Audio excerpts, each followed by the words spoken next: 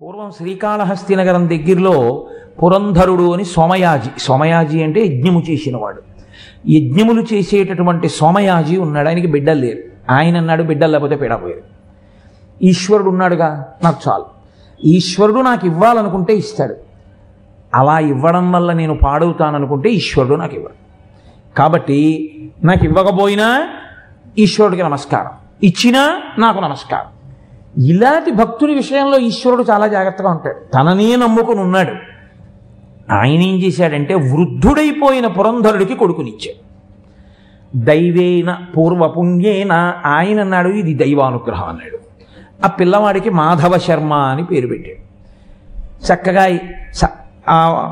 ఉపనయనం చేశాడు, గాయత్రి మంత్రోపదేశం చేశాడు, సంధ్యావందనం నేర్పాడు, చక్కగా వేదాలన్నీ నేర్పాడు, పిల్లవాడిని తీర్చిదిద్దాడు. ఆ పిల్లవాడికి చంద్రలేఖ అనబడేటటువంటి సద్బ్రాహ్మణ కుటుంబంలో జన్మించిన పిల్లని తీసుకొచ్చి వివాహం చేశాడు. ఇద్దరూ ఎంతో సంతోషంగా చక్కగా వేదాన్ని అగ్నిహోత్రాన్ని నమ్ముకుని జీవనం చేస్తున్నారు. చక్కగా యవ్వనంలో ఉన్న దంపతులు. అయినా సీతారాములు రామాయణంలో ఎంత ఆదర్శవంతమైన దాంపత్యమో మాధవ శర్మ చంద్రలేఖలది అంత ఆదర్శ దాంపత్యం. చాలా తొందరగా పాడైపోయేవాడిని పడగొట్టేస్తే కలిపురుషుడి గొప్పతనం ఏమిటండి? బాగా ఈశ్వరుణ్ణి నమ్ముకుని నించున్నవాడిని పడగొడితేనే కలిపురుషుడి గొప్పతనం. ఆ మాటలు అనడానికి కూడా భయం వేస్తుంది. కాబట్టి ఎంత ఎత్తెక్కాడో అంత కిందకి లాగేయాలి. అది కలిపురుషుడి గొప్పతనం. కాబట్టి ఆయన దృష్టి ఎప్పుడు ఎవరి మీద ఉంటుందంటే ఈశ్వరుణ్ణి బాగా నమ్ముకున్న వాడి మీదే అనేక రకములైన వ్యామోహములు చూపించబడతాయి. ఏవి వద్దు వద్దు వద్దు వద్దని మొదలుపెట్టాడో అవన్నీ రావడం మొదలవుతాయి. నించుంటావా చూస్తానని ఈశ్వరుడు నవ్వుతూ ఉంటాడు. నిలబడగలిగాడా అదృష్టవంతుడు, జారిపోయాడా పడిపోతాడు. కాబట్టి ఇప్పుడు ఈ మాధవ శర్మని పడగొట్టాలి. కలియుగ లక్షణం అది, కలియుగ ప్రారంభకాలం. అకస్మాత్తుగా కలిపురుష లక్షణం చేత ఒకరోజు మధ్యాహ్న కాలంలో ఆయనకి కామప్రచోదనం అయింది. ఆయన భార్య దగ్గరికి వెళ్ళి అడిగాడు, నీతో సంగమిద్దాం అనుకుంటున్నాను. ఆవిడంది, తత్రాపి దివసక్రీడా అయుక్తం మునయో విదుహు నికేతనే పితా మాత అగ్నిహోత్రంచ దేవరాట్. ఏమయ్యా, వేదం చదువుకున్నావు, నాన్నగారి దగ్గర ఉపనిషత్తులు చదువుకున్నావు, ఇంత అనుష్ఠానం చేస్తావు. తత్రాపి దివసక్రీడా అయుక్తం మునయో విదుహు. మునులు ఎప్పుడూ ఒక మాట చెప్తూ ఉంటారు, పగటిపూట భార్యా సంగమం అత్యంత వర్జనీయం, దోషభూయిష్టం. నువ్వు ఎలా పగటి వేళ నా సంగమాన్ని అడుగుతున్నావు? పైగా నికేతనే పితామాత, ఇంట్లో అమ్మగారు ఉన్నారు, నాన్నగారు ఉన్నారు, అగ్నిహోత్రంచ అగ్నిహోత్రాలు ఉన్నాయి, దేవరాట్ ఈశ్వరుడు ఉన్నాడు. మనకంటే పూజ గదిలో విగ్రహాలు ఉన్నాయి. ఆవిడ అలా నమ్మింది, ఈశ్వరుడు ఉన్నాడని నమ్మింది. కాబట్టి అగ్నిహోత్రంచ దేవరాట్ వీళ్ళందరూ చూస్తున్నారు. తత్రాపి దివసక్రీడ, పగటిపూట సంభోగమా? తప్పు, ఆ ఆలోచన నీకు రాకూడదు. ఆయన అన్నాడు, ఉపదేశముల చేత కామోద్రేకాన్ని నడుచుకోవడం కష్టం. నేను నీ యందు అనురక్తుడనైనప్పుడు కామము ధర్మబద్ధమే, నా కోరిక తీర్చాలన్నాడు. అంటే ఆవిడంది, ఆ పాపకర్మ ఇంట్లో ఎందుకు? నేను నీళ్ళైపోయాయని వంక పెట్టి నదికి వస్తాను, నువ్వు కూడా నదీ తీరానికి రా. అక్కడేదో రిల్లుగడ్డి పొదలవి ఉంటాయిగా, అక్కడ నీకు కలిగినటువంటి తాపానికి ఉపశాంతిని పొందదు. ఈయన ముందు వెళ్ళి నది ఒడ్డున నించున్నాడు. ఆవిడ వస్తోంది వెనకాల బింది పట్టుకుని. కామాతురాణం న భయం నలజ్జ. ఆయనకి ఈ లోపల ఒక్కసారి కలిపురుషుడి బాణానికి దొరికితే చాలు. కలిపురుష లక్షణం అంటే ఎలా ఉంటుందో చూపిస్తున్నారు కలియుగంలో. కుంతల అని ఒక స్త్రీ, కుంతల అని ఆవిడ పేరు అని లేదు పురాణంలో. కుంతల అని ఎందుకు పిలిచారంటే ఆవిడ ముంగురులు నుదుటి మీద పడ్డం వల్ల అంత అందంగా కనపడింది ఆయనకి. ఏదో విచిత్రం, ఎందుకంత అందంగా ఉందంటే ఆయన మనసుకు నచ్చింది, ఏదో కారణం చెప్తాడు. అందుకని సంసారం భ్రష్టం చేసి తిరుగుతుంటాడు. కాబట్టి ఇప్పుడు ఆమె యందు ఆయనకు అనురక్తి కలిగింది. భార్య వచ్చింది. ఆయన అన్నాడు, ఏమిటో దోషభూయిష్టంగా మాట్లాడాను, ఇప్పుడు నేను శాస్త్రాన్ని గుర్తు తెచ్చుకున్నాను, నువ్వు ఇంటికి వెళ్ళిపో, నేను కాసేపు ఆగొస్తానన్నాడు. పాపం ఆ పిచ్చి తల్లి నమ్మి ఇంటికి వెళ్ళిపోయాడు. ఈయన కుంతల దగ్గరికి వెళ్ళాడు. ఆవిడ ఈయన్ని చూసి హడిలిపోయింది. హడిలిపోయి ఆవిడంది, సద్బ్రాహ్మణుడవు, వేదాంగములు చదువుకున్నావు, సమస్త సంస్కారములు జరిగిన తర్వాత పుట్టినటువంటి వాడివి. నీ తండ్రి గారు చూస్తే మహానుభావుడు, గొప్ప భక్తుడు, నీకు సదాచార సంపన్న అయిన భార్య ఉంది, అగ్నిహోత్రం చేస్తావు, వేదం చదువుకున్నావు, నీకు ఇదేం పాడు బుద్ధి? పరస్త్రీ సంగదోషేణ భవో మరణంగతాహ. పరస్త్రీని కోరుకున్న వాళ్ళు ఎందరో చనిపోయారు. నువ్వు కూడా ఆ వరుసలో వెళ్ళిపోదాం అనుకుంటున్నావా? ఇదెక్కడ దిక్కుమాలిన బుద్ధి పుట్టింది? నీవేమో ఆవు పాలు తాగినవాడివి, చాలా జాగ్రత్తగా ఈశ్వరనామం చెప్తూ ఉండగా పచనము చెయ్యబడిన అన్నం తిన్నవాడివి. నేనేమో గోమాంసం తిన్నదాన్ని. గోవులను చంపి చంపి చేతులు కాయలు కట్టాయి. నువ్వేమో గోవు నుంచి వచ్చిన పంచగవ్యాలతో ఇతరుల పాపములు కడిగేవాడివి. నువ్వేమో నిలబడి కూడా మంచినీళ్లు తాగవు. నేనేమో కూర్చుని ఇప్పుడు మంచినీళ్లు కూడా తాగను, నిలబడి కళ్ళు తాగుతాను. నేను ఎన్ని మాటలు వ్యభిచార గృహాలకు వెళ్ళానో, ఎంతమంది పురుషులతో క్రీడించానో నాకే జ్ఞాపకం లేదు. ఇటువంటి మలినమైన శరీరాన్ని నువ్వు కోరుతున్నావా? ఎంత దోషం! నువ్వు ఇటువంటి తప్పు పని చేయకండి. ఆయన వెంబడించి కుక్కుట న్యాయంతో ఆవిడ్ని అనుభవించి ఒక మాట చెప్పాడు. అంటే ఇదే పోతన గారు భాగవతంలో జ్ఞాన కలునిలోని శారదయువులే అంటారు. ఏమీ తెలియని వాడు పాడైపోయాడు అనుకోండి, తెలిసున్నవాడు చెప్పచ్చు. కొన్ని వేల మందికి చెప్పగలిగిన వాడే పాడైపోయాడు అనుకోండి, ఆయనకి చెప్పగలిగిన వాడు ఇంకెవరు ఉండరు. ఎందుకో తెలుసా? ఆయనే అన్నీ తెలుసున్నవాడు, ఆయనే కొన్ని వేల మందికి చెప్పగలిగినవాడు. ఆయనకి ఎవరు చెప్తారు? ఎవ్వరూ చెప్పలేరు. అందుకే తెలుసున్నవాడు పాడైపోతే ఇక బాగు చేయడం కష్టం. తెలియని వాడు పాడైపోతే తెలుసున్నవాడు బాగు చేయగలడు. అందుచేత ఆయన అన్నాడు, ఏమిటి పిచ్చిదానా అలా మాట్లాడతావు? లవణోదకేన రత్నాని, ఉప్పు నీటిలో రత్నాలున్నాయి. అంత మాత్రం చేత రత్నాలు పనికిమాలినవి అయ్యాయా? ఇటో గోమాంసం తిన్నాను కళ్ళు తాగానంటే అంత మాత్రం చేత నీ అందం తక్కువ అనుకుంటున్నావా? ఏమిటో విర్రి బ్రహ్మ.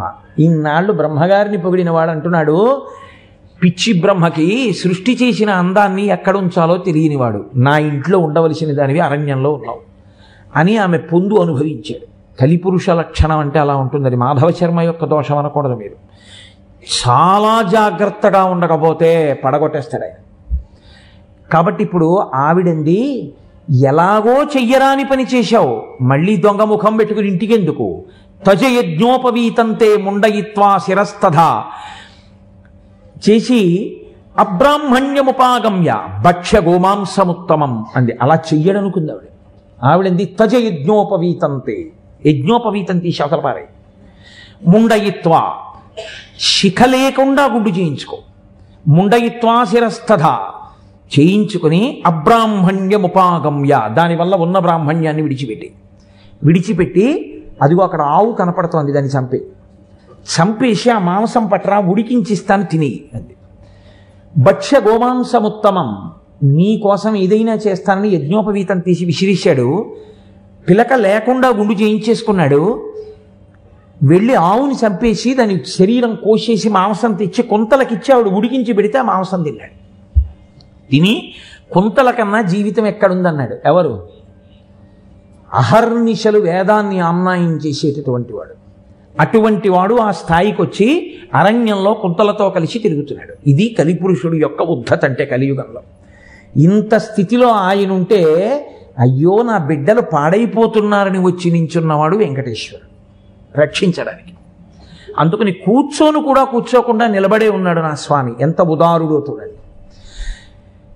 ఇప్పుడు లోకంలో కొంతకాలం అయ్యాక శరీరం పడిపోవాలి కదండి. కొంతకాలం అయ్యాక కుంతల మరణించింది. ఈయనకి వైరాగ్యం వచ్చింది. వైరాగ్యం కాదు, బాధ కలిగింది. బాధ కలిగి అడవిని బట్టి అలా వెళ్ళిపోయాడు. అయ్యో కుంతలా అంటూ వెళ్ళిపోయాడు. అదే కాలంలో ఉత్తర దేశం నుంచి దక్షిణ దేశానికి తీర్థయాత్రకు వచ్చారు కొంతమంది రాజులు. వాళ్ళు శేషశైలం యొక్క పాదాల దగ్గర కపిలతీర్థం ఉంది. కపిలతీర్థంలో స్నానం చేసి పితృపిండాలు పెడుతున్నారు. తల్లికి తండ్రికి తద్దినం పెట్టకపోవడం అంత ఘోరమైన నేరం ప్రపంచంలో ఇంకోటి లేదు. ఆ దోషం పోవాలంటే కపిలతీర్థానికి వెళ్ళి తద్దినం పెట్టాలి, పెట్టని వాళ్ళు ఎవరైనా ఉంటే. కాబట్టి వాళ్ళు ఎందుకైనా మంచిది ఇక్కడ దాకా వచ్చాం, మన వల్ల ఏమైనా పొరపాటు జరిగిందో ఏమో తీర్చుకుందామని వాళ్ళందరూ అక్కడ తద్దినాలు పెడుతున్నారు. ఈ మాధవుడు చూశాడు, పర్వతమే, తీర్థం తీర్థమే, దాని గాలే, దాని శక్తే. అకస్మాత్తుగా స్వస్థత పొందాడు. మీరు నమ్మండి, ఇది వెంకటాచలం యొక్క వైభవం అంటే ఇదే అన్నమాచార్య స్వామి అనుభవించాడు. అకస్మాత్ స్వస్థత పొందాడు. వాళ్ళందరి వంక చూశాడు. అవును, వాళ్ళు తద్దినం పెడుతున్నారు. మా అమ్మ నాన్న కూడా బెంగ పెట్టుకుని చనిపోయారని తెలిసి కూడా నేను వెళ్ళలేదు. నాకు ఇన్ని నేర్పాడు నా తండ్రి. కానీ నేను తద్దినం కూడా పెట్టలేదు. నా దోషం పోవడానికి ఇప్పుడు నేను తద్దినం పెట్టాలని కపిలతీర్థంలో ములిగాడు. పితృకార్యం చేసేటప్పుడు ప్రధాన నియమం ఒకటి చెప్తుంది శాస్త్రం. తాను ఏది తింటాడో దాంతోనే పిండం పెట్టాలి. తాను అమృతపాణి అరటిపండు తింటే భోక్తకు ఆ రోజున అమృతపాణి అరటిపండుతోటే తాంబూలం ఇవ్వాలి తప్ప, గుళ్ళో దేవుడి కోసం ఉండే అరటిపళ్ళు ఉంటాయి, పావలాకి 5 అమ్ముతారు, ఇంతంత ఉంటాయి, అవి ఈశ్వరుడి కోసం అని కడతారు గెలలు. అంటే అన్నీ మనకిచ్చి ఆయనకి అవి మనం పెడతాం. అలాంటి అరటిపళ్ళు తీసుకొచ్చి పితృకార్యంలో ఉపయోగించకూడదు. తాను రోజు అలా తినకపోతే తనకెవరైనా ఇచ్చినా పితృకార్యంలో పెట్టకూడదు. తాను ఏది తింటాడో అలాగే పితృకార్యం చెయ్యాలి. అందుకే శ్రద్ధతో పెట్టేది కాబట్టి శ్రాద్ధం. ఇప్పుడు తనకి ఏముంది అసలు పిండం పెట్టడానికి? నిర్భాగ్యుడు, ఏమీ లేనివాడు కాబట్టి మట్టి ముద్దలు దర్భల మీద పెట్టి పిండాలు పెట్టాడు. అదే తినాలంతే పితృదేవతలు. అయోధ్యకాండలో ఏడిచింది కౌసల్య, దర్భల మీద గారపిండి ముద్దలు కనపడ్డాయి. ఓ దశరథుడు చనిపోయాడని తెలిసి రామచంద్రమూర్తి గారపిండి ముద్దలు దర్భల మీద పెట్టాడు అంటే నా తండ్రి రాముడు గారపిండి ముద్దలు తిని బ్రతుకుతున్నాడనమాట అరణ్యంలో. తానేది తిన్నాడో అది పెట్టాడు పితృదేవతలకు. రాముడు ధర్మాత్ముడు కాబట్టి ధర్మం తప్పడంది కౌసల్య. కాబట్టి తెలియనివాడా ఇప్పుడు స్ఫురణకు వచ్చింది. ఆ పర్వతం దగ్గరికి వెళ్ళేటప్పటికి మట్టి ముద్దలతో పిండం పెట్టాడు. అయిపోయింది తద్దినం. వాళ్ళందరూ కొండెక్కేస్తున్నారు. ఈయనకేది ఓపిక? వేళపట్టును తిన్నవాడా, వేళపట్టును తాగినవాడా? ఆ కుంతల మరణించిందన్న శోకంతో తిరుగుతున్నాడు. వాళ్ళు రథాల మీద గుర్రాల మీద గబగబా ఎక్కేశారు. ఈయన ఎక్కడికి వెడుతున్నాడో తెలియదు. వాళ్ళందరూ వెళ్ళారు, ఈయన వెళ్ళాడు కాదు. వెళ్ళాలనేటటువంటి ఊహ ఆ కపిలతీర్థం దగ్గరికి వెళ్ళడం వల్ల కలిగింది. అందుకే కపిలతీర్థాన్ని సేవించి వెంకటాచలానికి వెళ్ళమంటారు. కాబట్టి ఇప్పుడు ఆయన వెంకటాచల పర్వతాన్ని అధిరోహిస్తున్నాడు, ఎక్కుతున్నాడు. ఇప్పట్లా బస్సులు అవి ఏం లేవు. అప్పుడు కాలినడకనే అరణ్యంలో వెళ్ళాలి. వెడుతూ వెడుతూ బాగా బడలిపోయాడు. ఆయనకి తెలియదు అది వెంకటాచలం అని. అది ఆనందాద్రి, క్రీడాద్రి. అదే కలియుగంలో వెంకటాచలంగా వచ్చి నిలబడింది అని ఆయనకి తెలియదు. తెలియక చాలా బడలిక పొంది ఆయాసం పొంది కూర్చుంటే మళ్ళీ లేవలేనని ఆ పర్వతానికి 2 చేతులు ఆనించి తల తీసుకెళ్ళి ఆ పర్వతానికి తాటించాడు, ఇలా తగిలించాడు. సమస్త పాపములకు సమస్త బుద్ధులకు స్థానం ఇదే కదండి. అందుకే కదూ ఇప్పటికీ వెంకటేశ్వరుడు పాపం అంతా జుట్టు రూపంలో ఉంటుంది కాబట్టి ఆ జుట్టు తీసేస్తాడు. ఆ జుట్టు తీసేస్తే పాపం పోతుంది. అందుకని లేకపోతే ఆయన కర్మ, ఆయనకి జుట్టు ఎందుకండి? ఇన్ని సృష్టించిన వాడు ఆయన జుట్టు సృష్టించుకోలేడో 10 బస్తాలు. ఇంతోటి మన జుత్తే కావాల్సి వచ్చింది ఆయనకి. అందుకని అక్కడికి వెళ్ళి తల తగిలించగానే ఆయనకి వాంతి అయింది. ఏది వాంతి? ఆయన శరీరమునందు ఉండిపోయిన సమస్త పాపములు, ఇప్పటి వరకు ఎన్ని పాపాలు చేశాడో అవన్నీ వాంతిగా బయటకు వచ్చాయి. బయట పడగానే వెంకటాచల పర్వతంలో ఆంతరముగా ఉన్న అగ్ని వాటిని కాల్చింది. కాల్చగానే దుర్వాసన వచ్చింది. ఆ దుర్వాసన చూడగానే ఎంత భయంకరమైన పాపములే, మామూలు పాపాలు ఏమిటవి? ఆ పాపములు కాలుతున్న వాసనకి అక్కడే కంటికి కనపడకుండా కూర్చుని యోగంలో ఉన్నటువంటి ఋషులు, దేవతలు, సిద్ధులు వీళ్ళందరూ ముక్కులు మూసుకుని లేచి ఆకాశంలోకి ఎగిరిపోయారు. ఇది జరగగానే హంసవాహనం మీద చతుర్ముఖ బ్రహ్మగారు వచ్చారు. వచ్చి కిందకి దిగి ఈ మాధవ శర్మని కౌగిలించుకున్నారు. ఒరే ఏమి భాగ్యం రా నీ భాగ్యం, తెలిసో తెలియకో వెంకటాచల పర్వతం మీద కాలు పెట్టావు, వెంకటాచల పర్వతానికి తల తాటించావు. తల తాటించిన కారణం చేత వేం అంటే పాపము, కట అంటే తొలగించగలిగిన శక్తి ఈశ్వరుడికి ఎంతుందో ఈ పర్వతానికి అంతుంది ఇక్కడ. కాబట్టి వేం పాపం కటతే యస్మాత్ పాపదహన శక్తితః వెంకటాచలమిత్యేవా నామదేవస్తథా జగుః. ఈ పర్వతమునకు వెంకటాచలం అన్న పేరు రావడానికి కారణము దీని మీద కాలు పెట్టిన వాడి పాపములను కాల్చగలిగిన కొండ ఈశ్వరుడిలాగా. కాబట్టి నీ పాపములు కాలిపోయాయి. ఇప్పుడు నువ్వు పరమపుణ్యాత్ముడివి. ముందుకెళ్ళి పుష్కరిణి కనబడుతుంది, అందులో స్నానం చేయి. అక్కడే తిరుగుతూ ప్రాణం విడిచిపెట్టు. ఆత్మహత్య చేసుకుని కాదు, తనంత తాను శరీరం పడగొట్టు. ఎప్పుడోప్పుడు ఆయుర్దాయం అయిపోతుంది. వెంకటాచల పర్వతం మీద నీ పాపములన్నీ పోయి స్వామి పుష్కరిణిలో స్నానం చేసి ఇక్కడే తిరుగుతుండగా నీ శరీరము పతనమైన కారణం చేత వచ్చే జన్మలో సాక్షాత్తు వెంకటేశ్వరుడికి మామగారివై అయోనిజగా జన్మించే లక్ష్మీదేవికి తండ్రివై ఆకాశరాజన్న పేరుతో చంద్రవంశంలో జన్మించి సాక్షాత్ పరమేశ్వరుడి పాదములు కడిగి కన్యాదానం చేసి ధన్యులవై మోక్షపదవిని అలంకరిస్తావు. కాబట్టి వెళ్ళి ఆ స్వామి పుష్కరిణిలో స్నానం చేయమన్నారు. కాబట్టి ఆనాటి నుంచి ఈనాటి వరకు ఆ కొండ శక్తి అంతే.